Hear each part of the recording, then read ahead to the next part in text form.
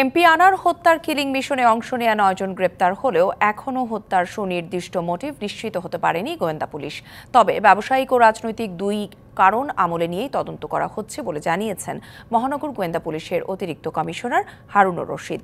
এদিকে মঙ্গলবার গ্রেপ্তার ফয়সাল ও মোস্তাফিজকে 6 দিনের রিমান্ডে দিয়েছে আদালত। ঝিনাইদহ 4 আসনের এমপি আনোয়ারুল আজিম আনারকে হত্যার পর থেকে পলাতক ছিলেন কিলিং মিশনে অংশ নেয়া মোস্তাফিজুর রহমান ও ফয়সাল আলী শাহজি। ঘটনার প্রায় 1.5 মাস পর মোস্তাফিজ ও ফয়সালের খোঁজ পায় গোয়েন্দারা। দুর্গম এলাকায় অবস্থান হওয়ায় তাদের ধরতে ডিএমপির ডিবি প্রধানের নেতৃত্বে হেলিকপ্টারে অভিযান চালানো হয়। ছদ্মবেশী অবস্থায় গ্রেপ্তার করা হয় ফয়সাল ও মোস্তাফিজকে। বুধবার সন্ধ্যায় আনা হয় ঢাকায়।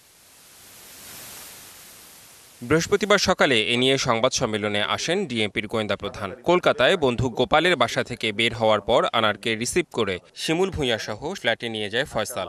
সেখানে আগে থেকেই ছিলেন মোস্তাফিজ। ফয়সাল শাহজি ওই এমপি আনোয়ারুল আজিম তো ভিকটিমকে নিয়ে লাল গাড়িতে ওয়েট করতেছিল শিমুল ভূঁইয়া মূল ঘাতক। এরা 3 জন সেই গাড়িতে করে তারা আবার ওই কলকাতার ওই যে সঞ্জীবা গার্ডেনে নিয়ে গেলেন। ওইখানে ওয়েট করতেছিল বাসার ভিতরে মুস্তাফিজ, জিহাদ হলাদার আর সিরাজদিকে রাখছে দরজার সামনে, আসলে যেন তাকে রিসিভ করা।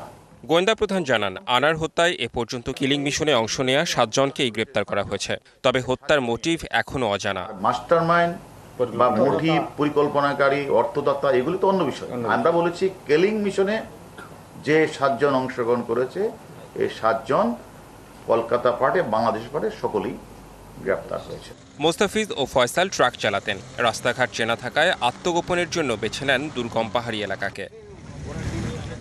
Redwan Ahmed, DBC news, Dhaka.